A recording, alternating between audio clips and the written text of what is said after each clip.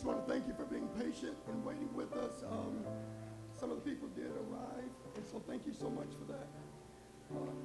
I'm Don Robinson, and I'm with the Thanksgiving Foundation. Also, my claim to fame is that I am the husband of the senior pastor of St. Paul United Methodist Church. So, yeah, some of you know what I'm talking about. Thank you for the amen, Pastor Harold. Appreciate that. Just a couple of housekeeping skills real quick. First of all, thank you for being here. Really, really appreciate it. And thank you for our sponsors, the Southwest Jewish Congress. Thank you so much. Interfaith Council, thank you so much. And Faith Fort Dallas, thank you so, so much. Now, I'm seeing people in here who are 30 and older, so the restrooms, if you go out and you go back to your left, the men and restrooms are located in the same place. We do have water here, so there's a cooler with water. If you need something, I'm here for you, so just please ask me. If you parked in the main parking lot, the big parking lot, you do need to have a parking permit to go in your window. If you don't have one, the security guard will give one to you, so just go in and drop it in your car, and you'll be fine. We share this with another corporation, so you just have to have a parking permit. And so we're grateful for you being here today. Yes, ma'am. Oh, yes, if you can. Yes, no, you can wait. You can wait till after, because I know you're speaking soon. So, yeah, you can wait till after that. I'll be sure to let them know. So if you've not done it yet, if you're speaking, you can wait till after speaking and make that happen. Well, I just want to thank you for being here with us. The pastor's going to talk a little bit more about the history of this church and being here today. And so some of you being here for the first time, thank you for being here with us. And just to know that we're celebrating our 151st anniversary this year. And when we talk about that, we're not talking, thank you very much. And Pastor Neil, we're not talking about someone who's moved 3 or 4 different times. We have been here for 151 years. So before any of these skyscrapers, all that was here, we were here. We were here, so we're grateful for that. So thank you for your time. Thank you for being with us today. The first one's going to bring us greetings is Kyle Ogden, who's the CEO of Thanksgiving Foundation. So he's coming, and then he'll introduce those who come after him. Kyle Ogden.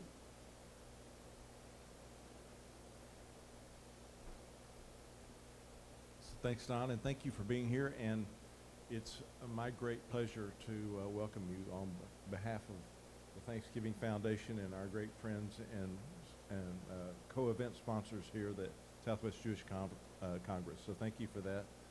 Again, I am Kyle Ogden, President and CEO of the Thanksgiving Foundation. And I want to say a few words about who we are before we get started here. First of all, I joined Thanksgiving Foundation after a long business career. The Square's been around for a long time, and my job is to reintroduce the Thanksgiving Square to the people of Dallas. And the Square's been here for a long time. The foundation was formed in the spring of 1964. The project was completed in 1977.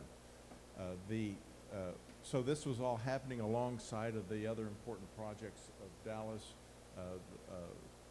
part of the Goals of Dallas initiative with the DFW Airport and the Arts District and the new public library and the new City Hall. And the role of Thanksgiving Square was to inspire an enlightened and enriched culture for the city of Dallas. And unfortunately, that origin statement, if you will, has been lost on the current generation. So again, my job is to kind of reintroduce Thanksgiving Square to the people of Dallas. I feel empowered to do that by what I call 2 enabling realities. Those enabling realities, one is abundance. We live in a society of abundance. There is plenty to go around for all of us. You can improve your quality of life without threatening my quality of life. In fact, in a healthy society, when you improve your quality of life, my quality of life is improved. The second thing is agency. We act as if we are victims of culture, whether it's what we see on TV or what we see on social media, but actually we're the architects of culture. And we create culture, and so with a concerted effort, we can bend culture towards what we want to see in the environment and the culture that we'd like to have. Now, obviously, one of the things that Thanksgiving Square does is we celebrate gratitude, and we certainly are pleased to be celebrating gratitude with our veterans today. They are so You are so very treasured by us and so very worthy of our admiration and appreciation. So thank you so very much for all of you here. What I'd like to do now is bring Susan Myers up, and Susan is the Executive Director of the Southwest Jewish Congress. So, Susan. Thank you so much, everyone, for being here. I am so grateful to be in America and that I'm an American. I'm grateful for our veterans. I started counting in my family how many people have been veterans, and I was quite amazed when I got over both hands. I got past both hands. So some of you may be wondering why I'm wearing a flag, and I wear this in honor of my birthday, which is Flag Day, which a lot of people may not know, and so it was a gift on Flag Day, and that's why I wear it. Southwest Jewish Congress is a 15-year-old organization. We're not part of a national organization. We're standalone. We get no funding from anyone. And our board decided that they wanted to be generous, not just take in money, but to give in money. So we started a program called Southwest Jewish Congress Building Bridges Grants Initiative. And so we've been able to give grants out to other nonprofits for them to use to fulfill their mission that they have. And we're a membership organization. We're open to everyone, so we have hawks and doves, conservatives and liberals. So we welcome you to find out more about us. At our website, our pins are out on the registration desk. We have hundreds. Please take them. And it has our website on it. Thank you very much for being here. Thank you for letting me be part of the day. Thank you, Susan. Now I'd like to ask Reverend Neil Thomas to come up. Neil is the convener of Faith Forward Dallas, as well as the senior pastor at Cathedral of Hope. Neil? Good morning. As I've already been introduced, I'm Reverend Dr. Neil Thomas. I'm the senior pastor at Cathedral of Hope and the convener of Faith Forward Dallas. And I have a funny accent, so hopefully you can understand me. It is a joy to be able to be with you this morning and to appreciate our veterans and all those who have served our country and continue to defend our Constitution. We're grateful that Faith Forward Dallas, part of Thanksgiving Square, founded to bring together clergy predominantly of multidiscipline and multi-faith institutions. So we have Muslims and Christians and Buddhists and Baha'i and Christian Scientists and Church of Jesus Christ of Latter-day Saints and so many different religions coming together for the common good of Dallas and to inform specifically our leaders in Dallas of the needs of the religious community. And so Faith Forward Dallas has been an organization for about the last 10 years, has been convened by several people. I just happen to be the convener right now. And we are grateful for the ways in which we build a stronger Dallas together, using our faith as a method and as a tool to bring gratitude and goodness to all. And so that feels good to be here this morning and to celebrate and affirm and thank our veterans for all that they do. So thank you for being here this morning.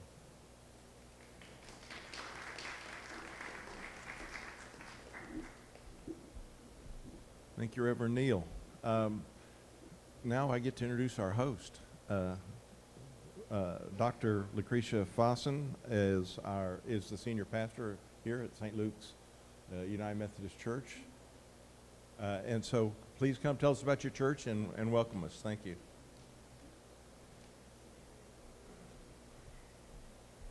I heard the correction going on in the audience. I am Dr. Lucretia Faison. I'm a pastor here at St. Paul United Methodist Church. We call ourselves St. Paul Downtown, where we love all people, body and soul. And so we welcome you. Thank you so much for being here. It's our privilege and honor to host this event and to express our own appreciation for the service that you've offered to our country. I have two uncles who served, two of my 7 uncles that served in Vietnam, and I remember as a child the excitement and joy when they came home. And so thank you for what you have done and what you represent to all of us, the freedom that we have. It is a blessing to do this today. I was asked to share with you just a little bit of information about St. Paul. St. Paul, the actual founding date, if you Google the information, it may give you a couple of different dates. So they say oral tradition has it that the church started around 1873 in a brush arbor by emancipated men and women who were committed to creating a space dedicated to worship in the African American tradition. It was once a part of what was known in Dallas as Freedman's Town. It was one of the few spaces that blacks were allowed to gather and to operate without fear. And so this church was built here 151 years ago. Now, this is not the original structure. The original structure burned in the early 1900s, and so it was rebuilt, still in the same space. And that rebuilding took a period of 20 years where members of the congregation held fundraisers, brought bricks from their individual projects, and over 20 years rebuilt this place literally brick by brick. And so you'll notice the bricks are different colors. There's a beautiful mosaic that tells the story of this church. And that's why you'll see some exposed brick that's left out in the hallway and downstairs and upstairs. And it's sometimes when I'm coming in on Sundays, I'll touch that brick. It reminds me of the journey of this church and our history here and how proud we are to be here and of the resilience of the people here. So we pray that you, as you walk on the wooden floors, you'll hear the floors creak, and we say that's history talking. So as you are here, you are entering into a conversation also with this sacred space. So we are grateful for all that God has done in our history, and we're so grateful that we get to host you here today. So now I get to introduce your moderator for this morning, and she is a dear friend of mine. Our nickname for each other is Battle Buddy, because we worked on our doctorates together at United Theological Seminary. We even sometimes share space together in our hotel rooms and have journeyed together, so have come to know and love and appreciate her. And I love introducing the Reverend Dr. Chaplain Major. She said, please say retired, because she is retired. Sharon Browne, she is just so many gifts, so many graces, such a powerful presence, and such a dear person. And so she's going to be leading our time together today. Will you welcome her?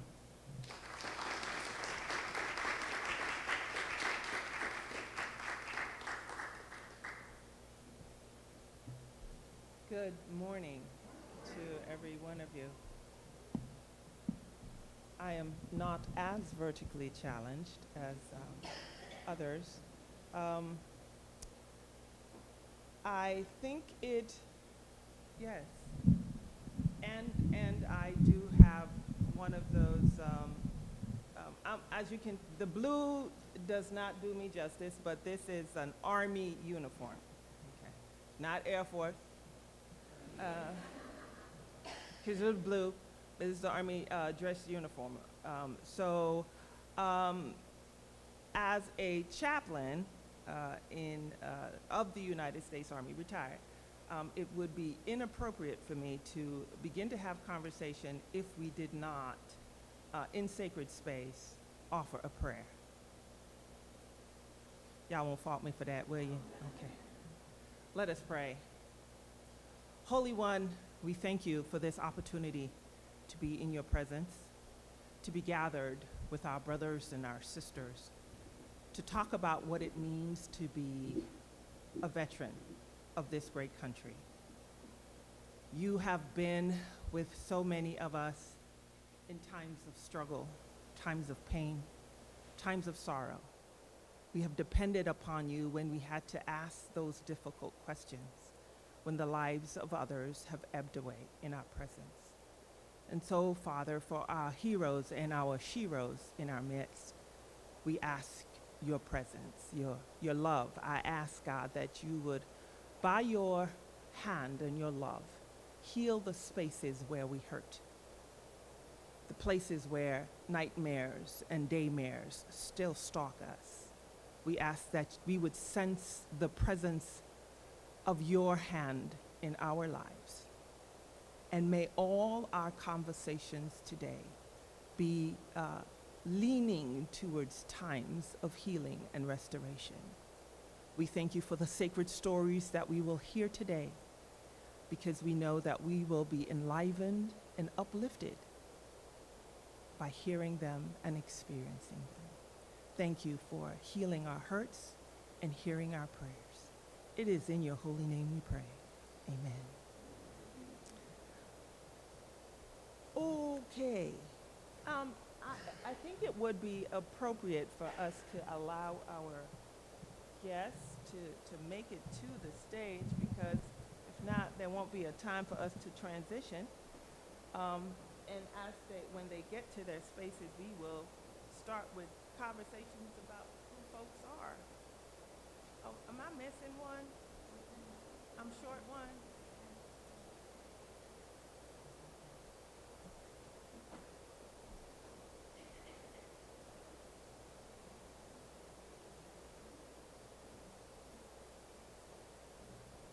Is this going to be my mic?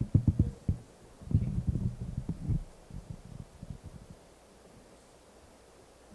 Over in the corner? Yes, sir. Thank you. Oh, we go this way. Yeah. Not appropriate, right? So,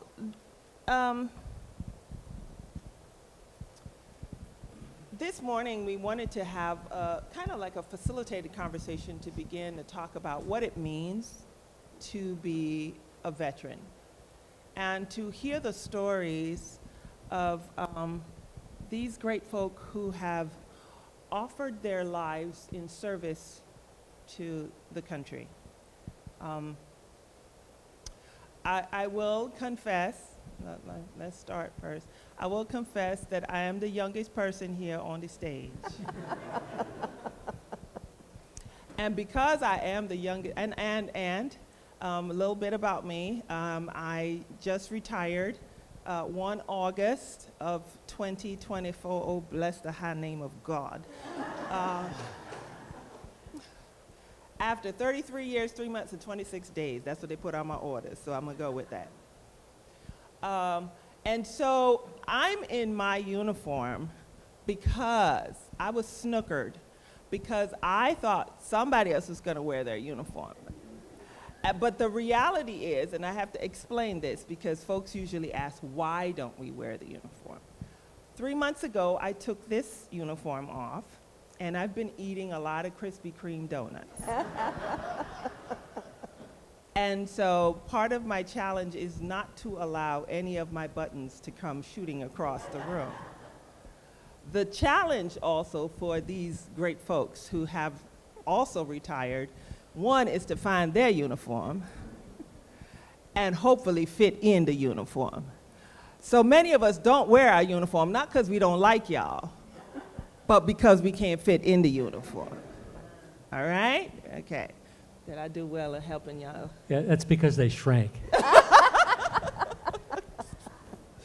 Good answer, good answer. I'm going to use that one next week because this is not going to work after this. So I'll start on, I'm still working out, so after 33 years, I'm still working out left and right. So just my left, your right, your left, all of our lefts. Lieutenant Colonel retired Virginia Ochoa, has spent 23 years in the United States Army. Air Force. Okay, so I'm gonna get shot too. So I just want y'all to know, right? So sometimes I'll mix this up because I have to remind the Air Force that they really did come out the Army. But first team. Lieutenant Colonel retired Virginia Ochoa Morrison, 23 years as an Army Air Force nurse. Air Force nurse. And she will share about herself in a few minutes. Colonel. No. Navy captain, which is the same thing as a full colonel. Yes. In the service that brings all the beans, bombs, and bullets to the battlefield. And I get in trouble all the time because I dare not say captain, because a captain in the Army is those two little railroad things, a captain in the Air Force, Navy. in the Navy, is a big bird, right? And one time, so it's okay, we can be comfortable. One time I called down at Goodfellow Air Force Base, and they were used to having inter-service folks, and I tried to get a hotel room, and I said I was a captain, and they gave me the big room because they thought I was a Navy captain and not an Army captain. So an Army captain is a 03. A Navy captain is a 06. That's a lot more weight and a lot more money. General retired, that's 4 stars. Okay, 4, not 1. General retired Bruce Carlson was the Air Force, now let me get this straight, because his title is like long forever. Air Force Material Command Commander. That's the position he retired from in 2009. His story is long and glorious, and he will share about his life and what it means to be a veteran. And last but not least is Staff Sergeant? Sergeant, don't shake your head like that. I was a sergeant once. Sergeant Paul Reed, Vietnam veteran, Morrison, and he will also share his story with us. And we will start with General Carlson.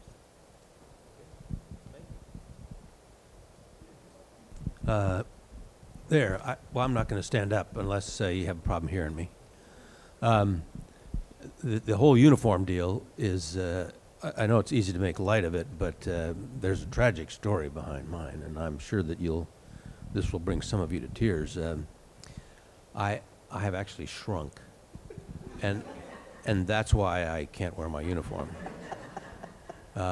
Age does that, and 5 back operations have just accelerated it. And so I can fit into my uniform just fine, with the exception of the fact that your legs don't shrink and your head doesn't shrink. The only part that shrinks is about this much right here. So there's a lot more stuff to squeeze into that space. So my pants look really long, and my belt doesn't buckle. So it has nothing to do with what you were thinking about. It's all a shrinkage deal. Well,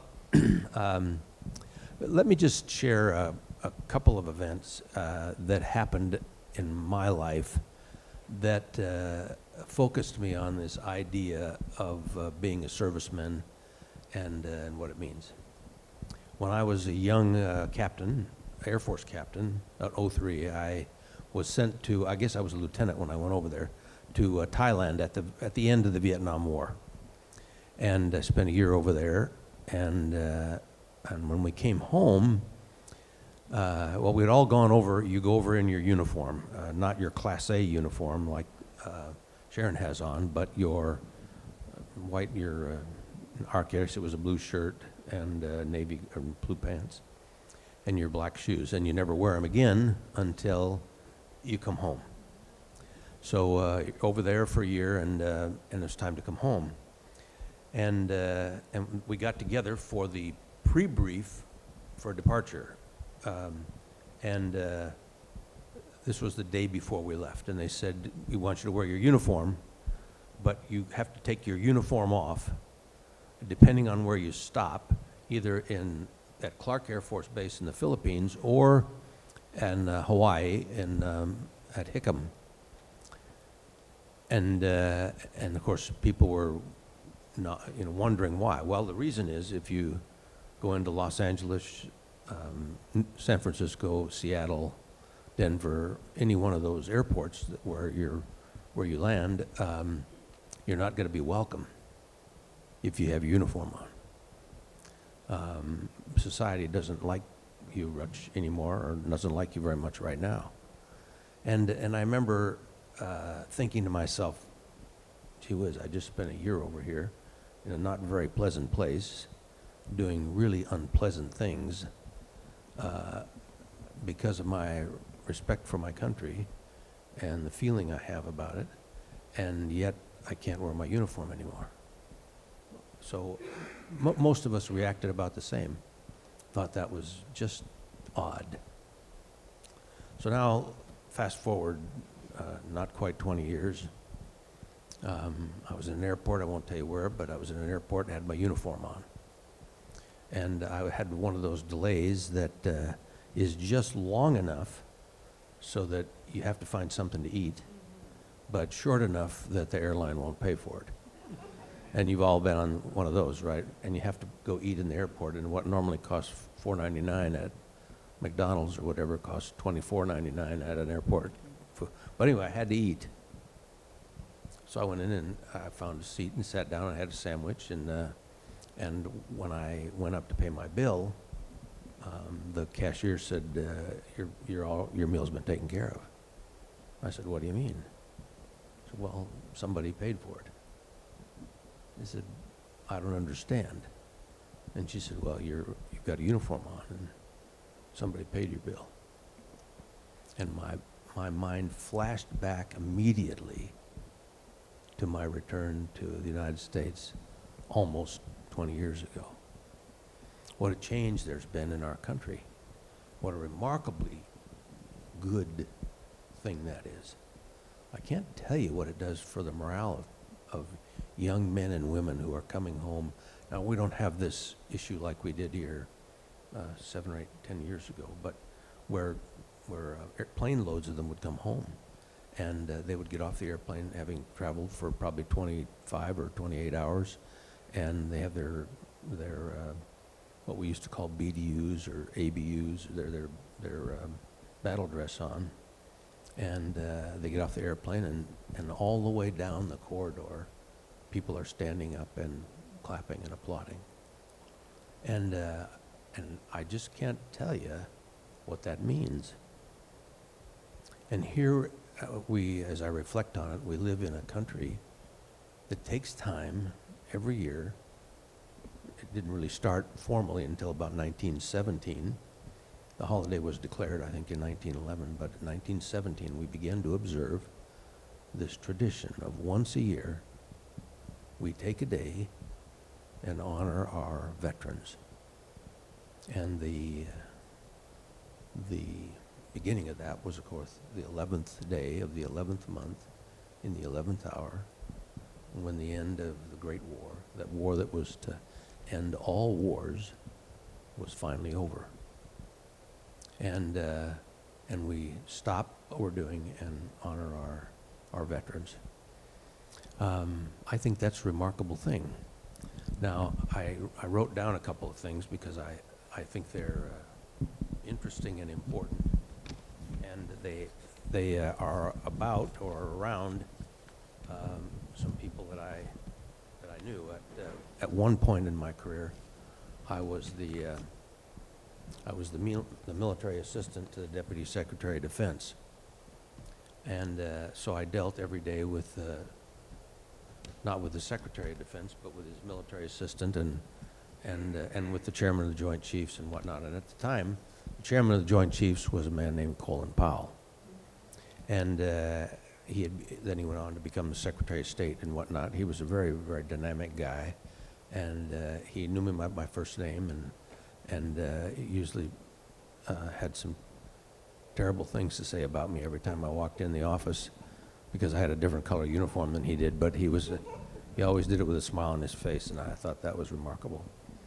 But I want to read this to you because I think it's important about what it says about our country, in addition to the change that has been made here in the last 25 years about our acceptance of and our honor of veterans. Former General Colin Powell, and at the time the Secretary of State, made an interesting observation. And in fact, he had made this or a similar statement on at least 3 different opportunities. He was asked how he felt about representing a country commonly perceived as the great Satan of contemporary geopolitics. And this is just part of his reply. Far from being the great Satan, I would say that we are the great protector. We have sent men and women from the armed forces of the United States to other parts of the world throughout the past century to put down oppression. We defeated fascism, we defeated communism, we saved Europe in World War I and again in World War II. We were willing to do it and glad to do it. Then we went to Korea and went to Vietnam, all in the interests of preserving the rights of others. And when all those conflicts were over, what did we do? Did we stay and conquer? Did we say, okay, we defeated Germany, now Germany belongs to us? Did we after we defeated Japan, so Japan belongs to us? No. What did we do? We built them up. We gave them democratic systems, which they have embraced totally to their soul. And did we ask for any tribute or land? No. The only land we ever asked for was enough to bury our dead.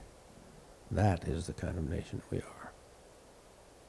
And so I think that talks about our true character as a nation. I know there's a lot of, especially since this latest political season that seems to have passed without a great deal of conflict. There was a lot of concern about the moral decay of our country. And I think that to a certain extent that's probably true. There has been a rise in some levels of crime in parts of our country, and I'm sure as many people cheat on their taxes now as they did 50 years ago. But I want to read just one more quote, and this is from a military spouse, Claudia Pemberton, and she's an author, and this is something she wrote. America without her soldiers would be like God without angels. There's nothing nobler than risking your life for your country. I have long believed that sacrifice is the pinnacle of patriotism. This nation will remain the land of the free only so long as it is the home of the brave. And to paraphrase, that's the end of that quote. To paraphrase President Ronald Reagan, he once said, some people live an entire lifetime and wonder if they've ever made a difference in the world. But veterans don't have that problem. I just close by telling you that I never had any intention of going in the military, going in the Air Force to be a general. The only thing I wanted to do was not be an accountant and fly jets. And that's exactly what I got to do. And I loved every minute of my service, maybe with the exception of a few of the hours I spent commuting back and forth to the Pentagon. But I loved my service to my country. Every day was a joy. I knew that I was doing something for the good of mankind. And I appreciated that opportunity. Even when I came back from that space in Thailand, I still appreciated the opportunity to be of service. This is a place worth sacrificing for. This is a place worth giving for. This is a place worth dying for. I thank you for supporting veterans. And I hope over the next, today's the 7th, so you got 4 more days. I hope between now and the 11th you take some time to think about what veterans have done and are doing for our nation. And that you at least take the opportunity to thank one of them. I will tell you that if you do that, you'll feel a joy that will touch your heart. And you can be assured that you will touch the heart of a veteran. Thank you.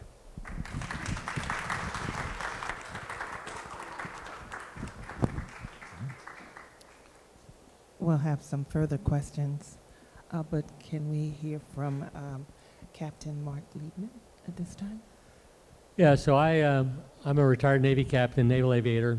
I flew helicopters, not by choice. I was voluntold. And I did 2 tours in Vietnam. I was part of tank wars in the 80s and also Desert Shield and Desert Storm. And as I was listening to the general speak, I was thinking back yes, I was spat on at least twice.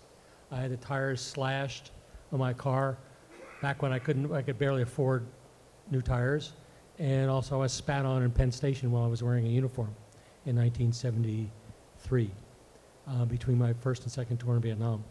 So I feel his pain and I feel the sorrow. And by the way, anytime I see or meet or talk to a Vietnam veteran, which I have the honor of sitting on the platform, I want to say welcome home to each one of you, because we were treated like feces when we came home. I want to also share another short vignette about happened 4 years ago, in Beverly Hills, California. There's a fabulous auto museum called the Peterson Museum. I highly recommend going, visiting it, spending whatever amount of money it takes to get in. But I had my 2 oldest grandchildren, or 2 oldest grandsons, with me, and the oldest, which by the way is now a Navy corpsman assigned to a Marine Recon platoon, and we were walking down the street going to a restaurant. I'm wearing a baseball hat, that says Desert Shield Vietnam Veteran. And this woman, my age, walks up to me, never seen this woman before in my life, and she says, "Sir, I need to apologize." And I looked at her like, what the blank is this all about? My grandchildren are looking at me like, what's going on? I have no idea. And she said, "Sir," she said, "I was one of those people that threw eggs and rocks at you, protested the war in Vietnam, and I now realize that that was a terrible, terrible thing to do. And every time I see a Vietnam veteran, I apologize." I thought it was pretty interesting. So I want to share some things. One of the great things about being a helicopter pilot, I flew combat SAR, search and rescue, and special operations pretty much my entire flying career in the Navy. So I tell people I'm immortal because I survived 3,000 hours, more than that, flying Navy helicopters built by the lowest bid. And also in places that the new president used to refer to as feces holes. And some of those machines were not well designed. Anyway, but one of the things that the Navy and Marine Corps team do a lot is disaster relief. And you have no idea what it's like when you arrive in some place, and I've done it here in the United States as well as in foreign countries, but when you are the first ones on the scene, you're the first friendly face, you're generally carrying either medical people, nurses, doctors, corpsmen, you're carrying food, water, generators, fuel, whatever it is, and you land in this helicopter in this field, parking lot, rooftop, whatever the heck it is, and the people come out and the facial expressions are priceless. They are indelibly imprinted on my brain because the joy of seeing somebody from the United States bringing help is just unbelievable. You can't see it. And the guys in the back, men and women now, in the back, who are the corpsmen, whatever, they leap out of the helicopter and away they go. And they do their thing. And we're typically, like I said, the first thing that gets there. I mean, in typhoons, typically we come in literally the day after the typhoon eye passes, as soon as we get close enough, and we start. And we don't leave until the airports are open and the ports are open, so that other people can bring relief in. There is nothing in this world like it. And I made combat rescues, I've done other kinds of things, but the humanitarian efforts that this country does willingly, and we don't ask anybody to pay the bill, is incredible. In fact, we empty out the stores of the ships to provide people because we know we can get more. They're lucky if they're getting 2 or 3 two meals a day. I see the medicine cabinet, but the medicine the stores for the medicines for the doctors and nurses and corpsmen. I mean, literally, if you get sick the day out, 2 or 3 days into one of these operations, good luck. Because most of what we have on board the ship is already gone ashore or embarked to go ashore. So of the things that I did in my 26 years in the Canoe Club, which is the Navy, of the things that I've done, that is some of the things that I'm most proud of. I've also had some terrible days. I've watched men get captured, and I couldn't do anything about it. And then even worse, 6 years later, 5 years later, they didn't come home. So serving the United States government or the country, and I'm a service brat. My father was a career Air Force officer, and I joined the Navy because the Navy would guarantee me flight training. The Air Force wouldn't. They basically told me, well, you get commissioned and we'll decide what you want to do. And it could be if you want to fly, we might stick you in the back. And my dad, who was an Air Force pilot, World War II, Korea, and also turned out Vietnam veteran, said, don't sit in the back. Anyway, the opportunity to serve was compelling. It was something I wanted to do since I was a little boy. I have a son who is I just presided over his retirement in January, so if you want something that makes you feel really old, sitting there looking at your son at his retirement ceremony, and he's served 24 years in the Navy, you go, but anyway, it's a calling. It's not for everybody, but it gives you the sense of satisfaction that you cannot get in any other profession, period, full stop.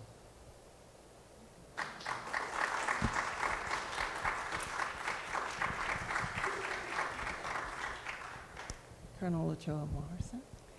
Well, first I want to clarify, I was actually only on active duty for 2 years. Ma'am, come on now. And I playing. spent Ma'am. the rest of my time on a reserve unit. That's fine. I was just about to say. But I joined the military, the Air Force, in 1971 and was sent to Homestead Air Force Base in Florida, and I was assigned to the OB floor. So most of my career, I rarely took care of troops. Once in a while I did. I was there for a year. Sometimes I worked with the babies, sometimes with the moms. Now, one thing was that a lot of the moms delivered without their husbands being there because they were out on temporary duty. And that was hard for them. And so we had to provide extra support for them as well. A year later, I was transferred to McConnell Air Force Base, where again, I was assigned to OB and worked with the moms and worked with the babies. And later, I was transferred to a surgical floor. And there I took care of a lot of very young enlisted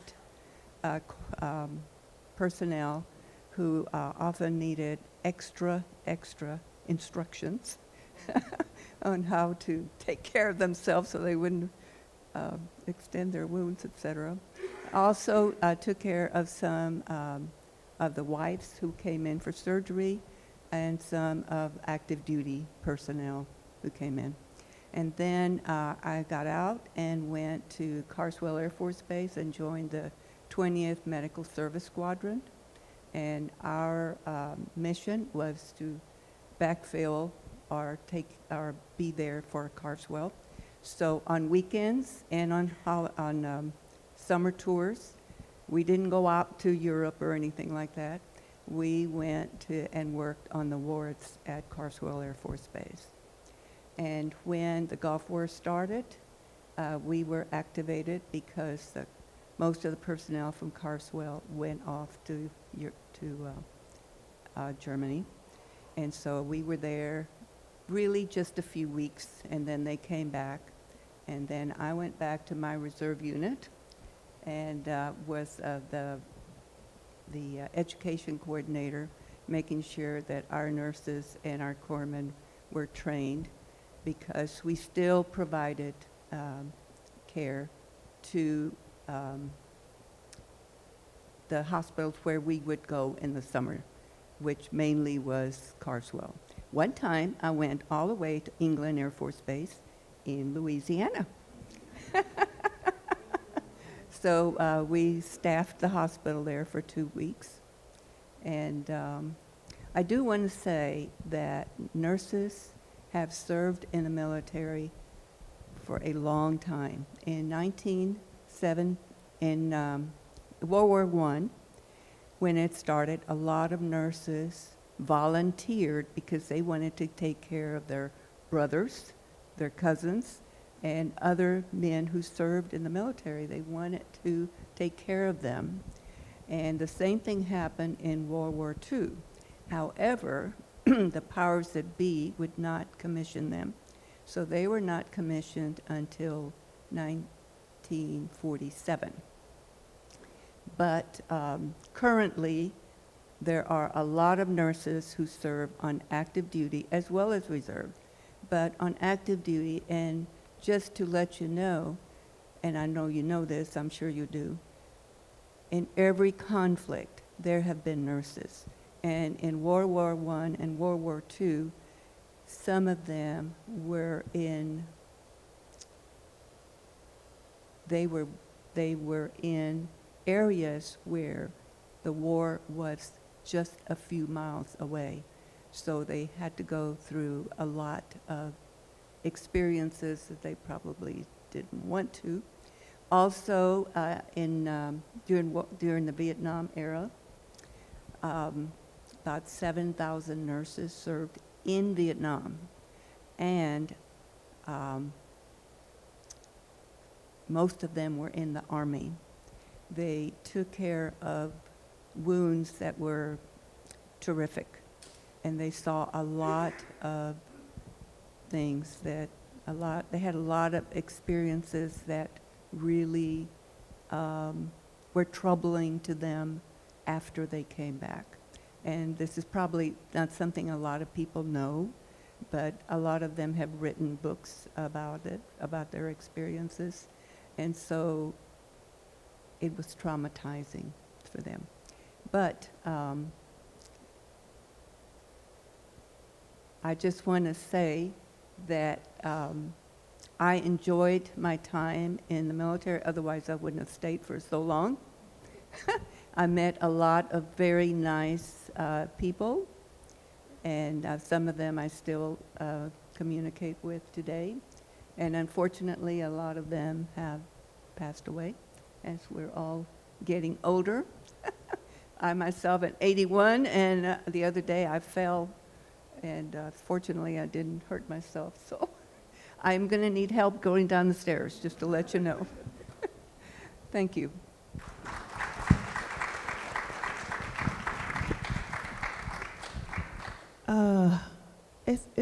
It's a bit unorthodox for me to break in before Paul speaks, but I think it's important for us, or at least if you don't know the statistics, only 5% of the nation serves. 5% of the nation serves. Out of that 5%, only 1% retires.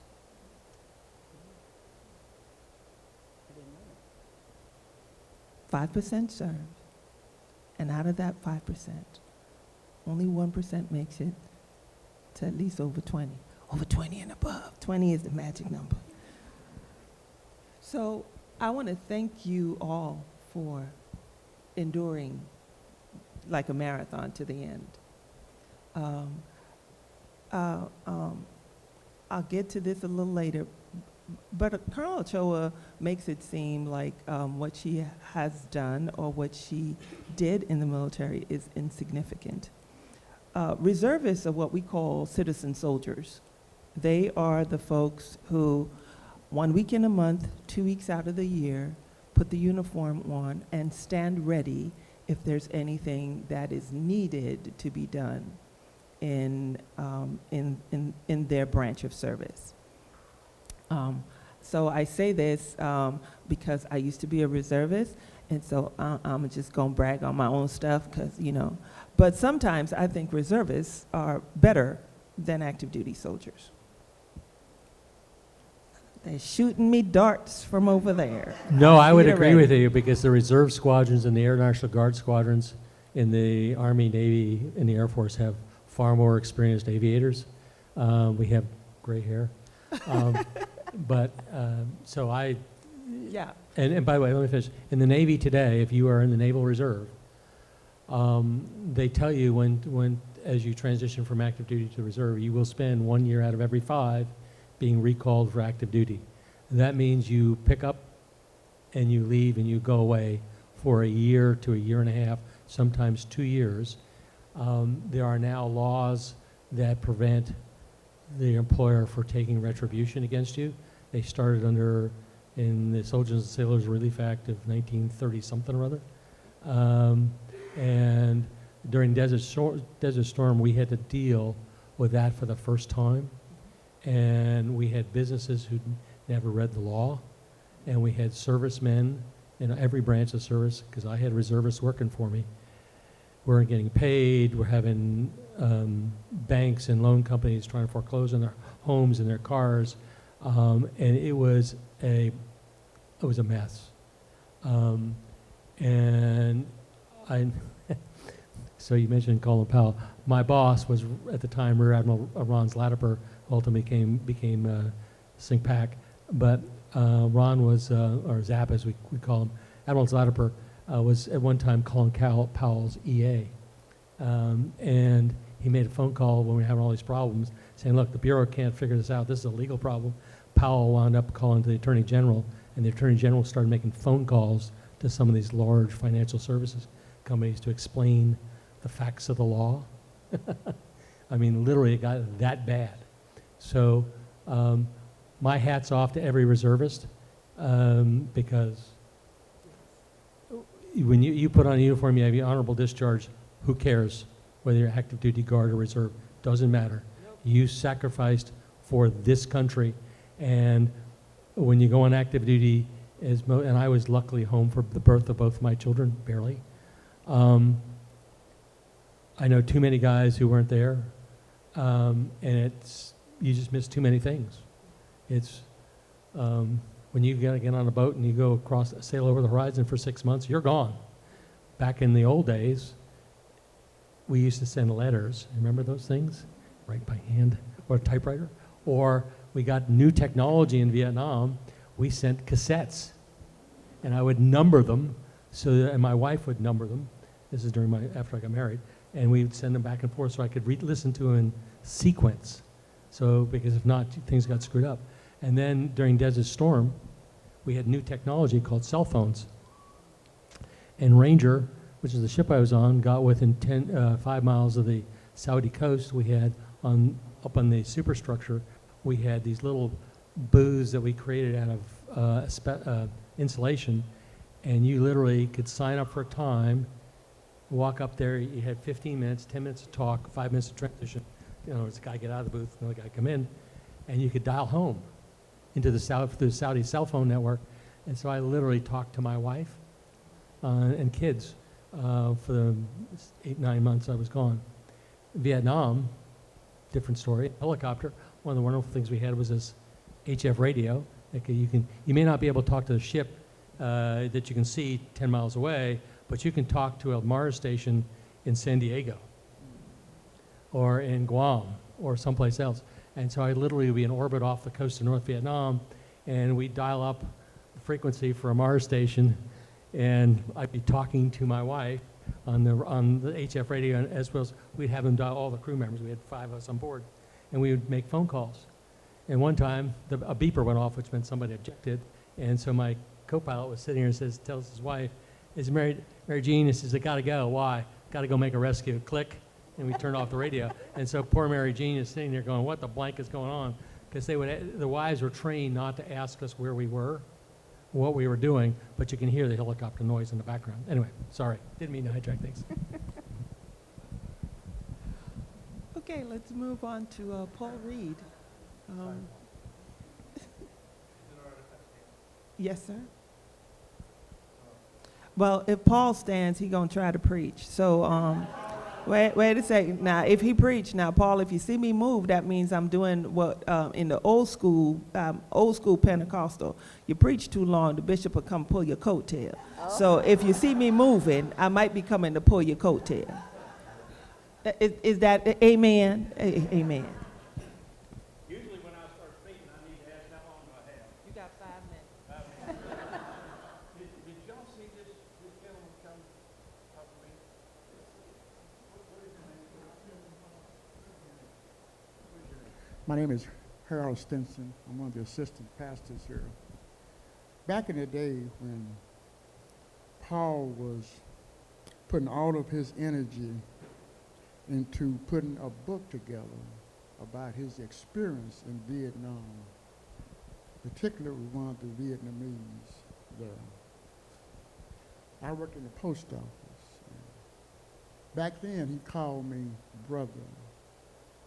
And when I spoke to him just then, he still calls me brother.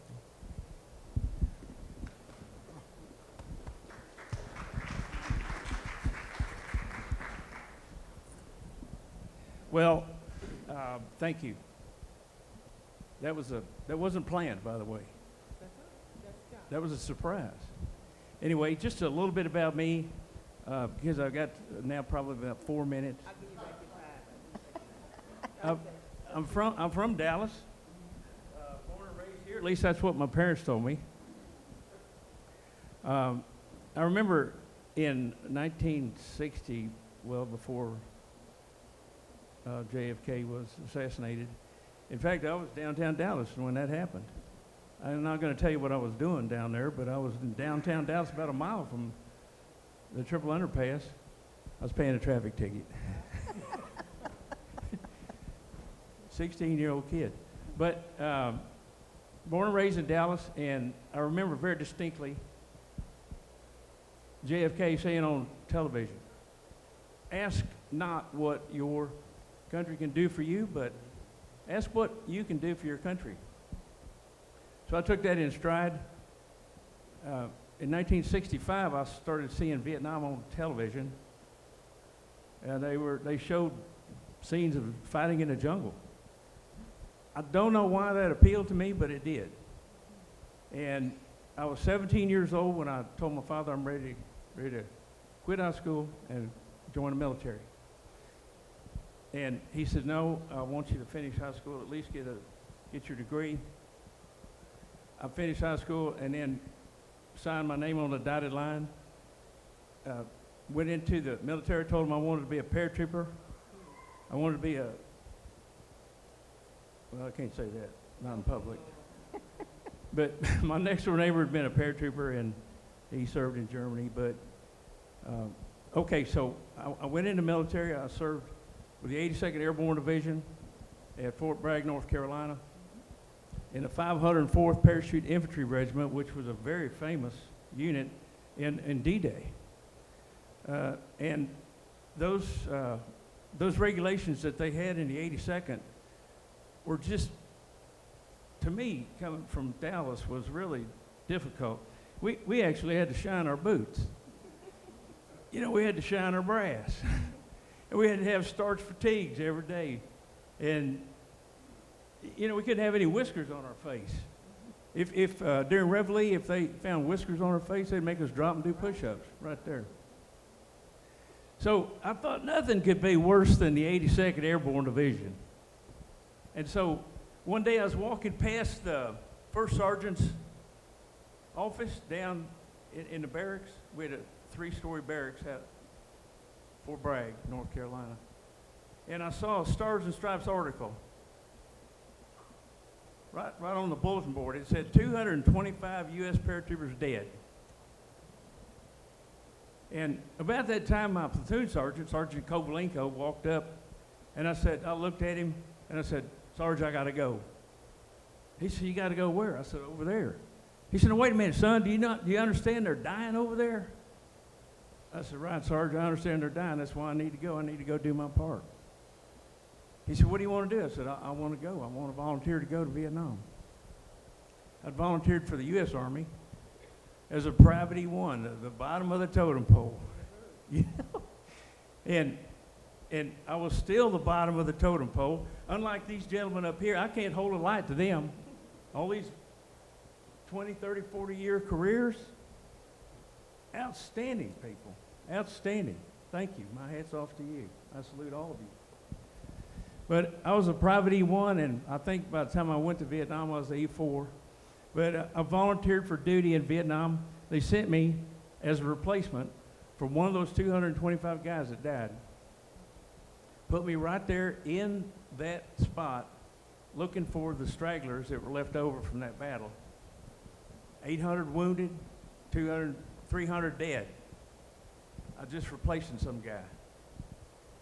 And that was close to Laos. And I won't tell you, everybody, all the hardships that we went through, but out of a 1-year tour of duty, I spent 300 days in the jungle. And it wasn't 8 hours and hit a time clock and go back to the barracks. It was 24 hours a day. We had to sleep on the ground with the leeches sucking my blood every night. Mosquitoes, they sounded like airplanes flying over.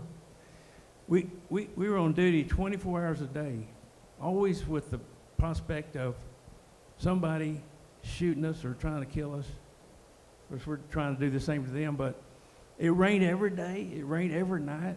We dug holes every day and every night. Lived in those holes in the ground, slept on the ground. Some nights snakes fell on me out of the trees. And I thought, whoa, I sure did like the 82nd Airborne Division by now. I wanted to go back to North Carolina. But I never did see a flushing toilet the whole time I was in Vietnam. It was 45 days before I got my first bath, and that was in a river.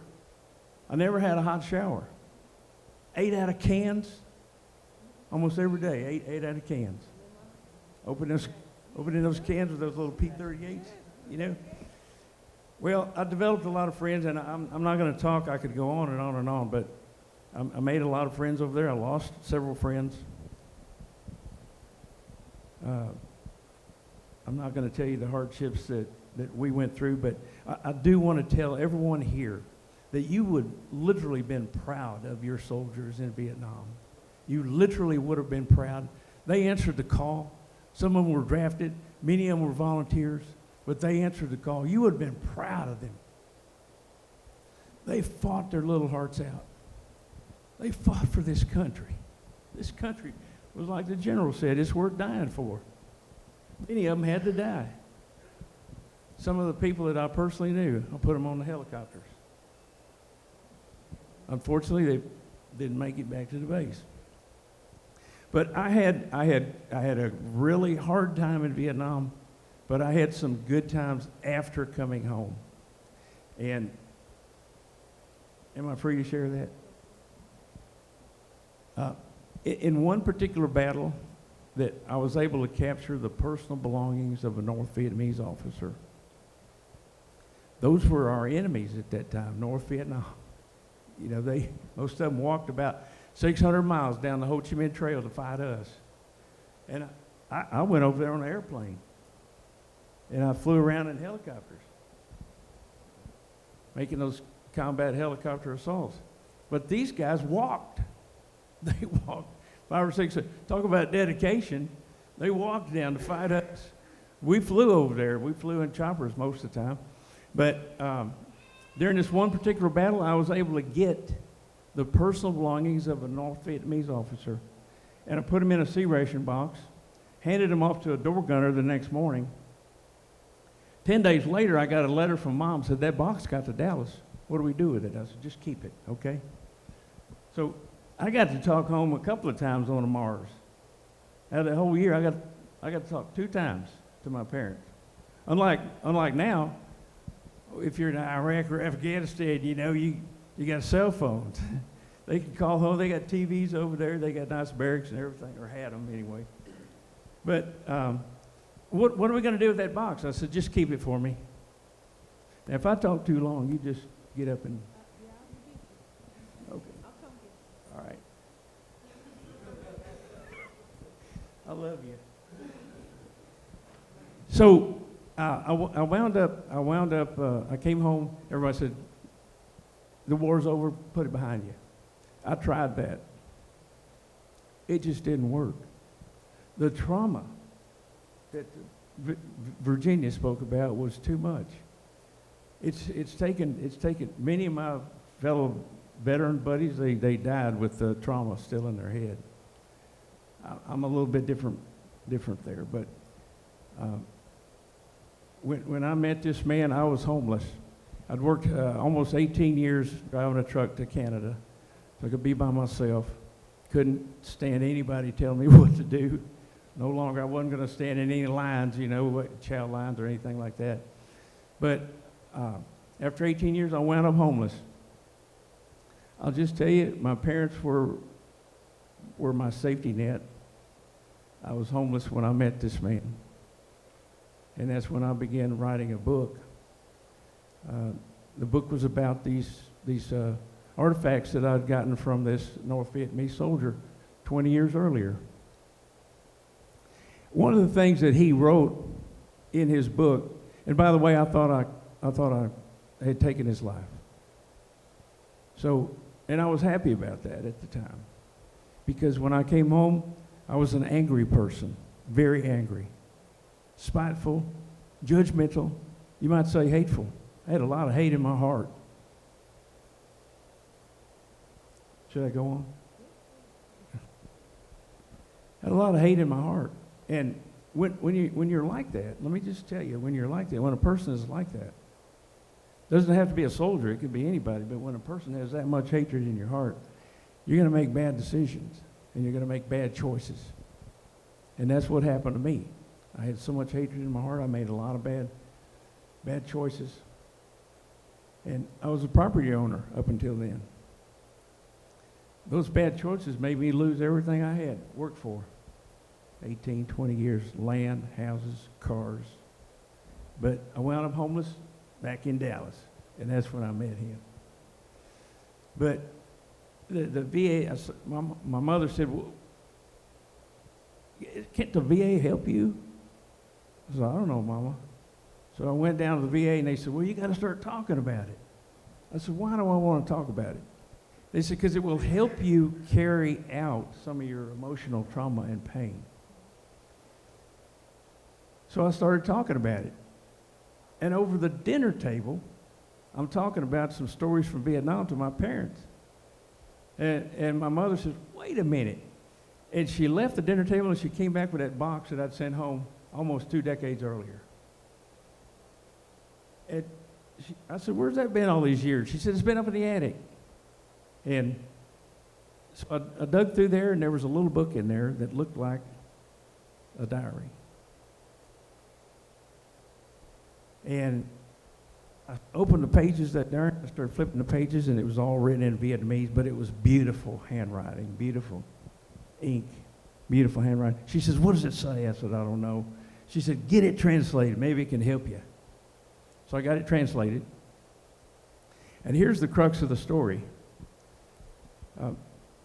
I didn't care about this guy. I didn't care about any Vietnamese person. I hated the war. But I got an inside look at one of their citizens that was my opponent in Vietnam. He wrote poetry. He wrote love poetry about his wife, his family, his kids, his everything. He wrote love poetry.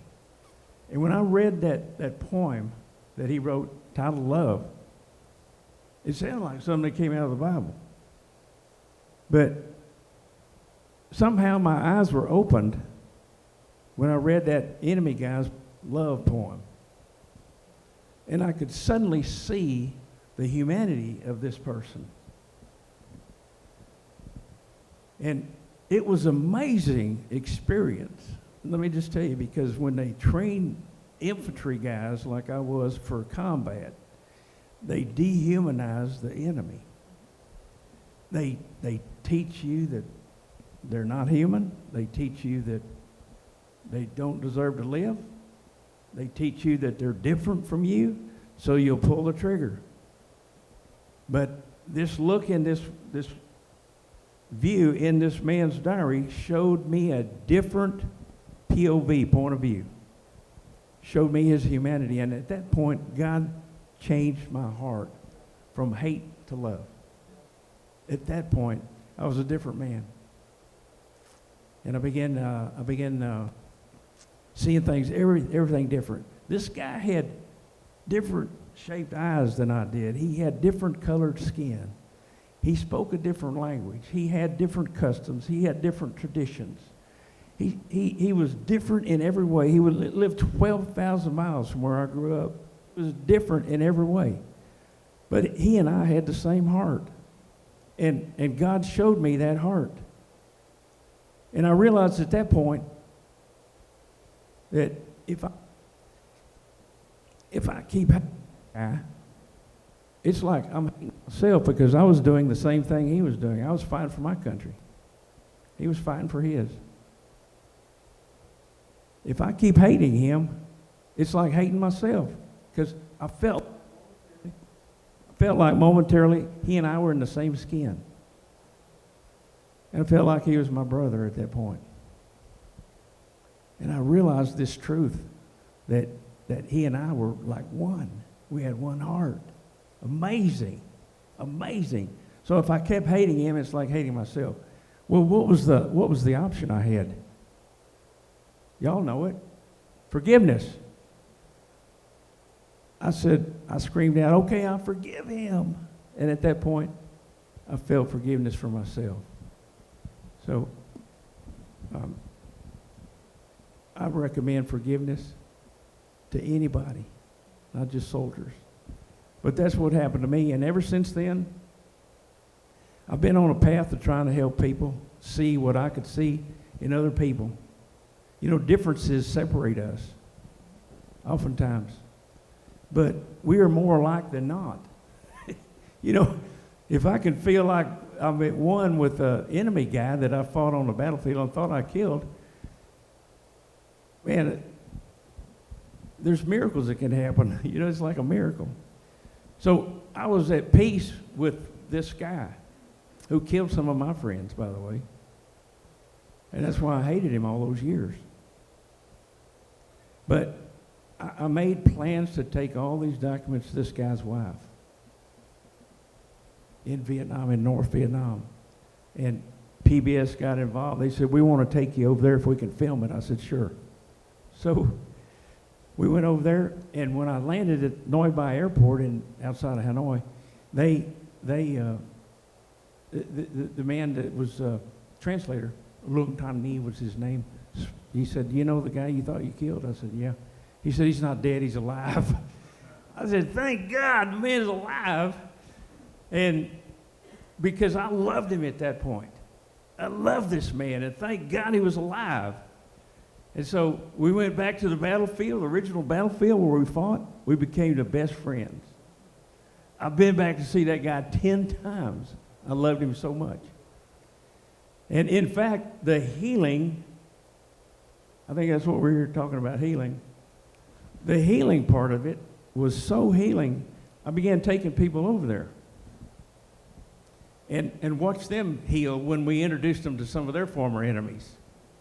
And they loved it. They came home changed and different people. So in 2019, I founded a program to take veterans, Vietnam veterans, and then later OIF, OEF guys. They're not ready yet. But I took 10 people in this month, in 2019, to meet their former enemies. And it was a round table in Hanoi. It was a marvelous experience for most of them. And General Giap's, I know you don't know that history, but he was a famous general from North Vietnam. But let me just tell you the one thing, and then I'll sit down. One of the men we took over was an Air Force guy who had gotten shot down over North Vietnam in one of his missions. And we got a tour of the prison in Hanoi. It's called the Hoa Lo Prison, because it's on Hoa Lo Street. But most of us know it as the Hanoi Hilton. It's the Hoa Lo Prison. We were getting a tour in this prison, and this man found his picture still on the wall. So they gave him the photograph. They gave him the photograph, we've got pictures of with him receiving that photograph from the North Vietnamese, his former captors, you know. And later we had dinner with all of these former enemy guys. We had dinner. The government in Hanoi had invited the man who shot him down in a MiG to this meeting. Unfortunately, he had already passed away. So they invited the man's wife, the Vietnamese man's wife. And she came and met the man that her husband had shot down in North Vietnam during the war. There was a lot of healing that went on.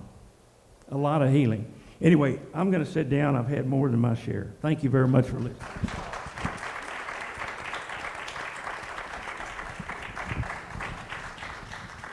I want to open it for any questions that anyone may have for the group or the panel.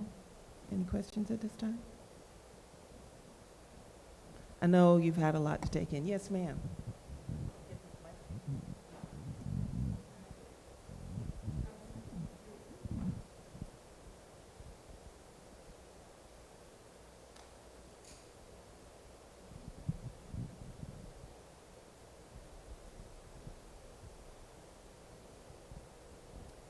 Hello, my name is Dorothy, and I'm first of all so grateful for all of you being here and generously sharing your stories, which I find extremely moving. The reason I stand today is I just finished reading a very popular book for my book club called The Women. I'm curious if you're familiar with it. It's all about an Army nurse who went to Vietnam and was in the jungle. And it's very realistic. It's highly researched. It's fiction, but it reads like a true story, and it might as well have been.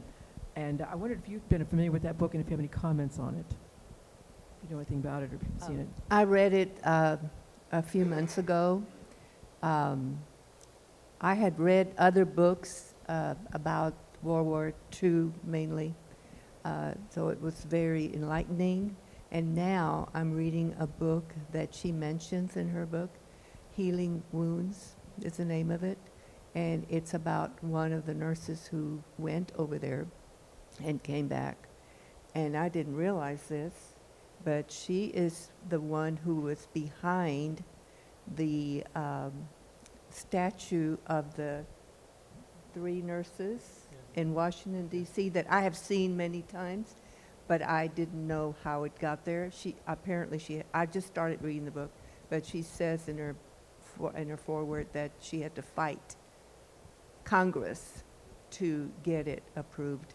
And it is a wonderful statue. When I first saw it, I just had to take a second look. I couldn't believe it. Well, we just had our book I just meeting. stopped breathing when I saw it. We just had our book club meeting this very week about that novel.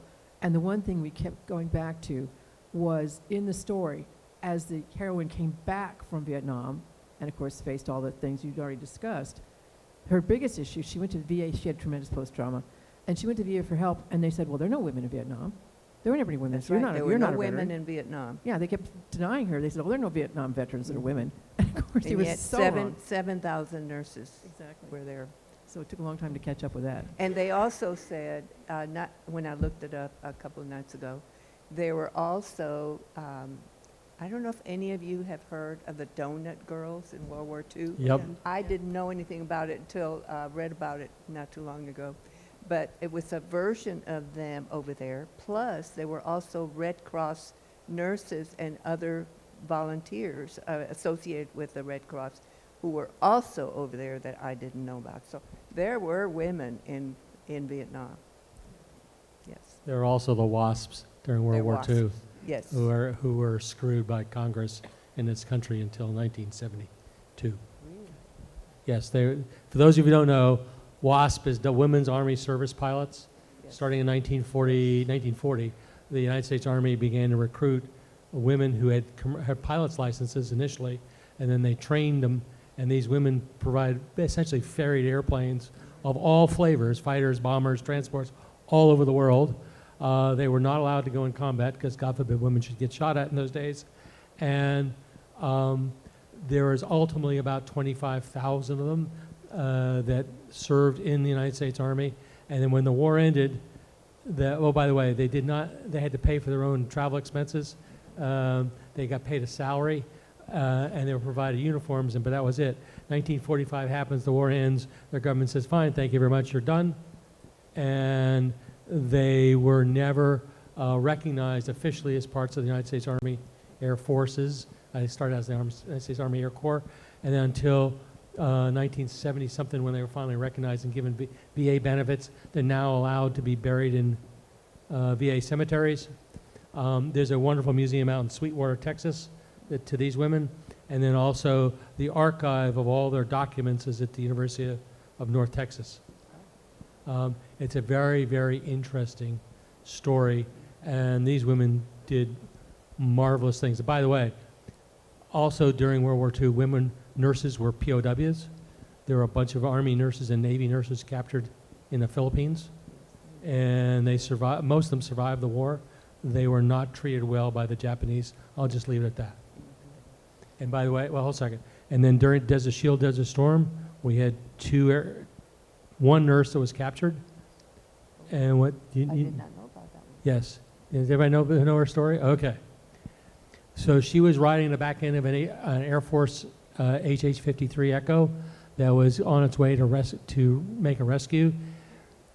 It had an accident. I'll just leave that. There's some people say it was shot down. Some people say they flew it into the ground. Some people say it had a mechanical failure. Whatever happened, the airplane crashed. She survived. She's captured. She's now a POW of the Iraqis. The Iraqis tortured any of their POWs. In her case, she was raped multiple times. She survived the war. I believe that she was given an Air Force Cross because she did some other things prior to at the rescue site to save the crew members and blah blah blah. Anyway, she survived the war, but she was I believe she was the only female POW of Desert Shield, Desert Storm. But there were one army. That's right. There's one Army enlisted guy woman that they rescued. I take that back. And she too was not treated well. Well, I know I speak for everyone here when I say thank you so much for your service. And thank you for being here. I remember now. I had forgotten momentarily. It's I met her.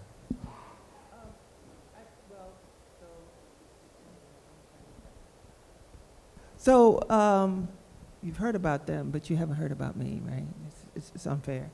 So I am Army chaplain. I was enlisted initially. I came in the Army at 19 as an enlisted soldier, and I only joined the Army, well, let me just start.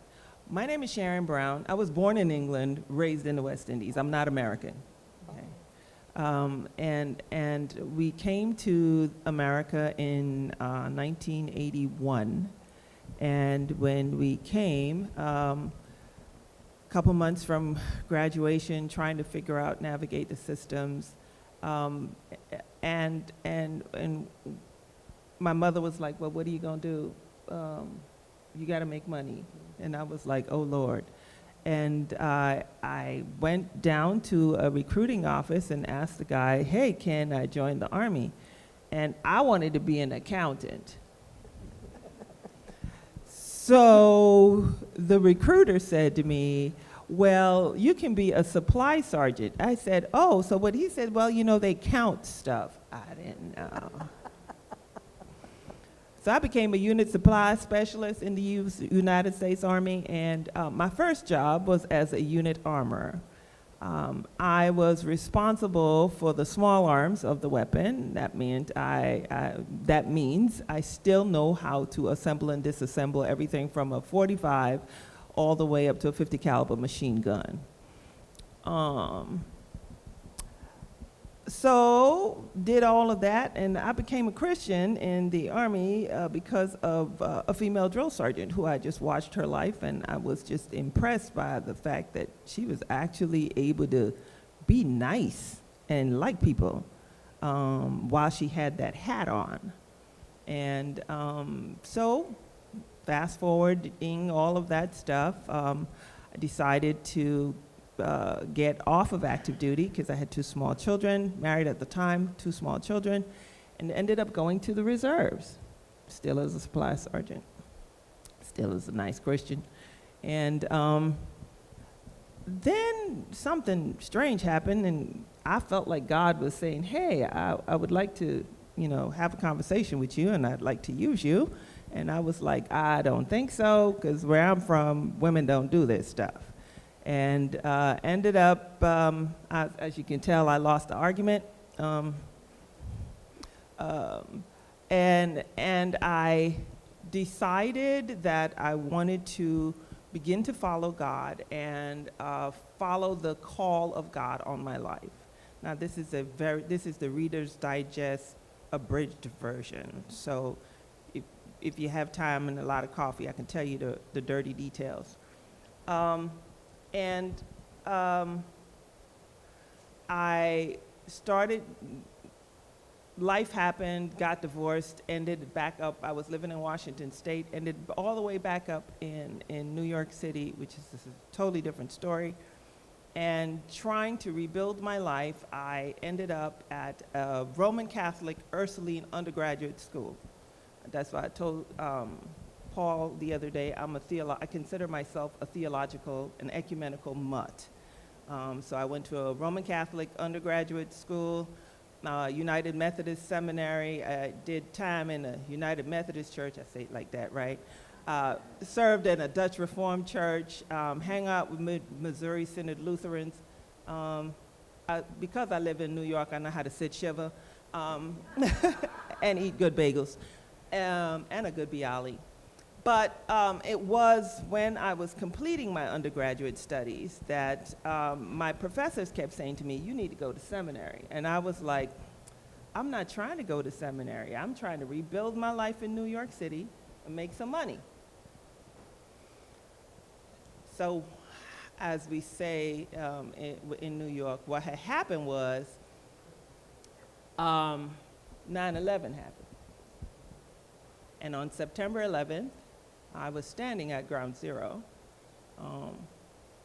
I was working for the Mayor's Office of Operations at the time as an admin clerk, because life happens. And I was late for work because I was voting. And because I was voting, I was not in the place where I would normally be at 9:42, which was when the first plane or the second plane impacted the towers. And by the time I got to Ground Zero, it was just a mess. And I was standing, like most New Yorkers, on the side of the street, trying to armchair quarterback how they're gonna finish and fix everything. And I started to see stuff fly out the window. And if you've ever been in New York, when we do the tournament of, the Canyon of Heroes, people would throw paper out the windows all the time. I thought it was paper, and it wasn't paper, it was people. And people were jumping out of the buildings. And this singular thought came to mind, and these thoughts are usually what drive and impact my life. The thought was, I wonder how many of those people died not doing what God told them to do. And then I realized that me and the boss were having a conversation. He was saying, do one thing, and I was like, I'm not doing that. And I was like, okay, fine. I will do what you want to do. So I made a jailhouse confession. I will tell y'all, I'm in the church. May as well tell you. Jailhouse confession. I told the Lord, I'm going to do what you say. And as soon as I left, I was like, all right, so what's next? And I was not planning on doing what he said. And so the Lord fixed me. About 3 months later, they started retrenching everyone, and I lost my job. And he said, so what we finna do? I said, I guess I'm gonna do what you say. And I ended up in seminary at Drew University in Madison, New Jersey. And while I was in seminary, the dean also asked another question. And the question was, where do you belong? Which community hears your voice? And I realized, no disrespect, that the only people I knew how to talk to was Army people. Mm-hmm. Not Navy people, because I can't swim. Air Force people, I know y'all give me extra money for living in substandard building in the Army, but And so I shaved off my dreadlocks, And on my 41st birthday, I re-enlisted in the Army because I felt like I wanted to become a chaplain. 9 months later, we got the notification that my unit was being mobilized. My entire reserve unit, the 80th Division, was being mobilized to go to Iraq to train the Iraqi soldiers on supply systems and being able to resupply themselves. And so I ended up in Taji. And while I was there in Iraq, everyone from E1 to 06 affirmed the call of God on my life and said, you need to be a chaplain. Even the Iraqi soldiers affirmed the call because I was there as an enlisted soldier with a 9mm on my hand. I was not, well, okay, so you don't know, right?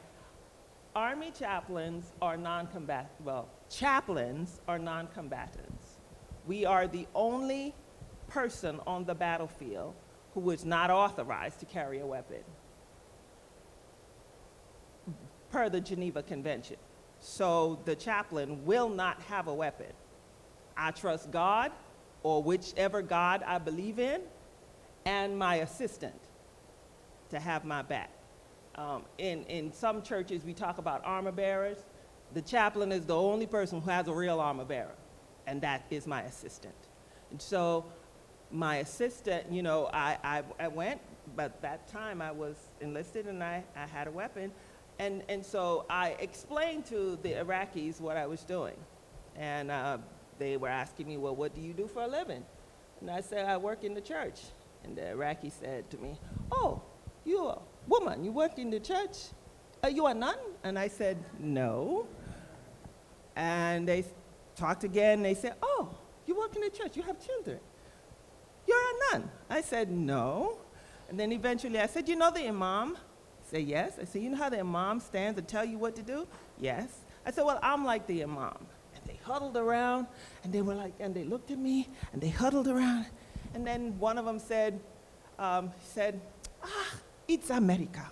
Women can't do these things in America. And so after that, I became Madam Bibi, the holy woman.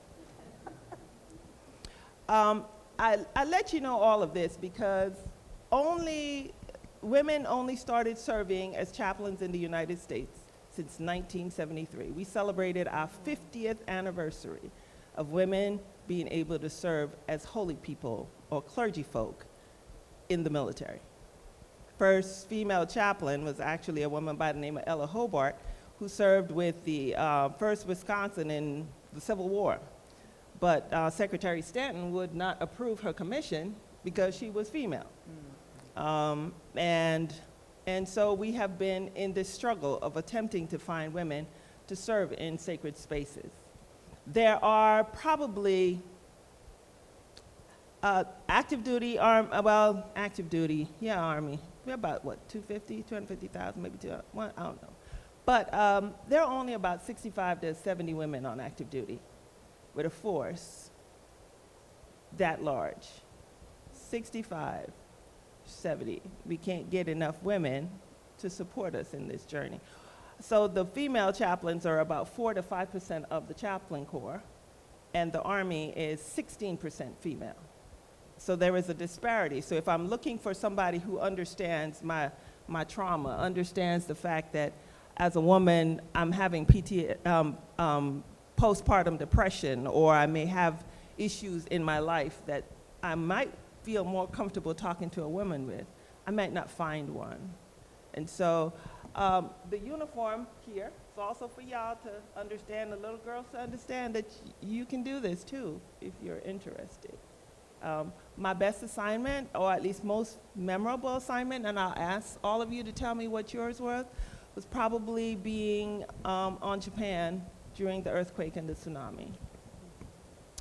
Being able to minister to folk, not only to the Japanese folk, but to our folk who were present, and families who had to be separated, active duty members who had to send their families away, not knowing what the radiation would do to them and if it would go beyond the 200 miles of Fukushima, and having to deal with the fact that we had lactating mothers and men not understanding that the mother was the food source for the child, but you send the child away. So how are we supposed to make that happen? So anyway, so I'll ask all of you, what was your most memorable assignment? Most memorable, ma'am. Well, it's hard for me to say that because I was only for a couple of years.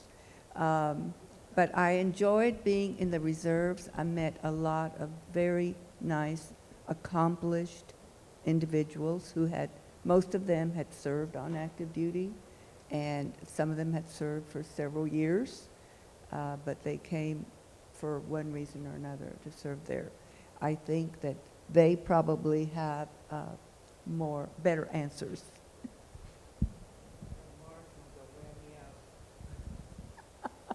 So tell me, while I have you here, tell me more about your mobilization. How long, you said that you guys were mobilized for a month. How much time did they give you, and how did you react to that? And I got a phone call at 10 o'clock in the morning when I was working at Methodist Hospital, and I had a bunch of classes and all that, because I also taught classes at work, and I had to make arrangements to either change them or whatever. I had somebody making slides for me, and I had to call him and tell him, don't make any slides right now. So, and I had to talk to my superiors and get going. How much time? How much time would you say you had from the phone call to be there? I had to be there the next day. Oh, okay. Yeah, it's typically 48 hours. And you did nothing, huh? Child bad. Ma'am. Sir, could you tell me your most memorable, besides the ones that you were talking about, the food distribution, the air Yeah, jobs? so intellectually, probably the most challenging assignment I had was during Desert Storm. I was, the Navy's term was Zulu Lima. I had Operation Command and Control of the helicopters, all the helicopters in the Arabian Gulf, which is the Persian Gulf if you live in Iran. And they came from 14 different nations. We probably had 17 or 18 different sets of rules of engagement. That's a whole nother conversation. And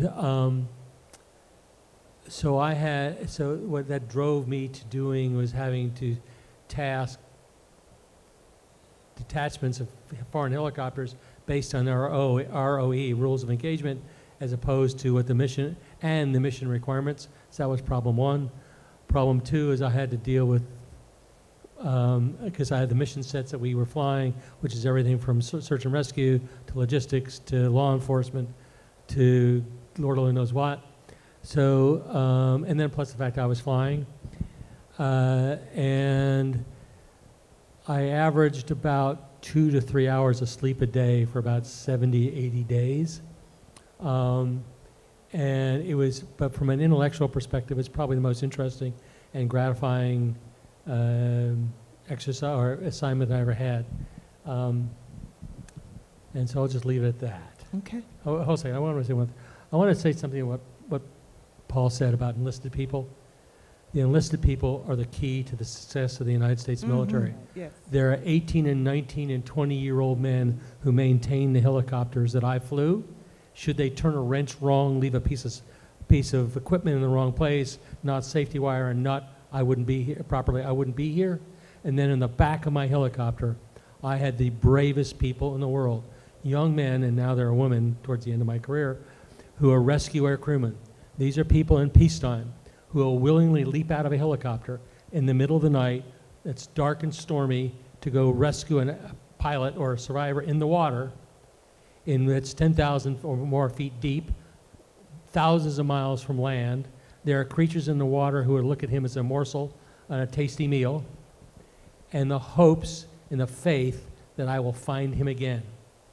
And if you have any idea how dark it is at night at sea, I suggest you walk into your bedroom close the door, put towels along the crack in the bottom, turn out the light and wrap a towel around your head so you can't see.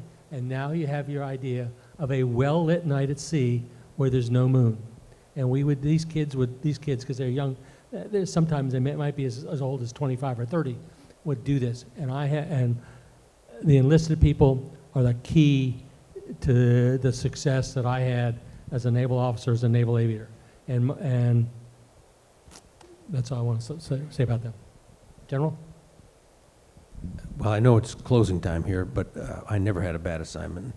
But I probably enjoyed and am most fond of my time as a wing commander at Holloman Air Force Base, where I had 3 stealth fighter squadrons, 1 F-4 training squadron, 1 T-38 training squadron, training Germans and Taiwanese pilots, and 1 special operations helicopter squadron. About 4,800 people that were totally dedicated to their missions and loved what they were doing. It was just a great opportunity. At Holloman, I was there from 95, 96, I guess. Thank you. Paul? I have to say my most memorable experience would be in the battle over a piece of real estate in southern Vietnam, where I came in contact with the enemy, but was able to capture, during an operation, that little diary. It was God sending me something to heal me and others before I even recognized the need for healing. And it was 2 decades later that I got to read the enemy's little diary and find out about, hey, they love too. So that was the most memorable. In fact, I wrote a couple of books about that. So that was my most memorable experience. Thank you for asking. Thank you. Well, we want to thank you all for being here and enduring with us. If I could share one last thing, kind of like closing on what Paul is saying. Always remember in our lives, if we utilize the biblical text as part of our formation, that Romans 8:28 reminds us that all things work together for the good. God never promised that the things would look good, feel good, taste good, or even kind of something like good, but it's going to work for the good. And so whatever you're going through in your life or in the lives of people you encounter, please be mindful. Not only do that, that the situation can work for good, but we can all be agents of change and agents for healing. Thank you all for the time, and we appreciate you. Thank you all for sharing your stories with us today.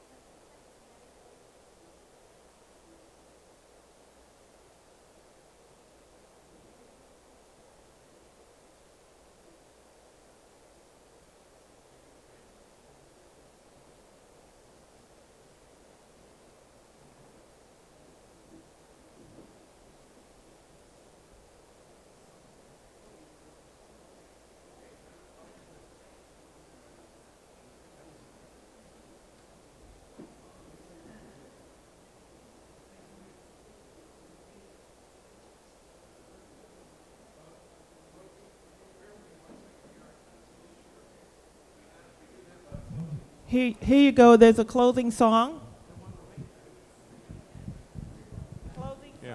Bear with me 1 second here, folks. I cut us a little bit short.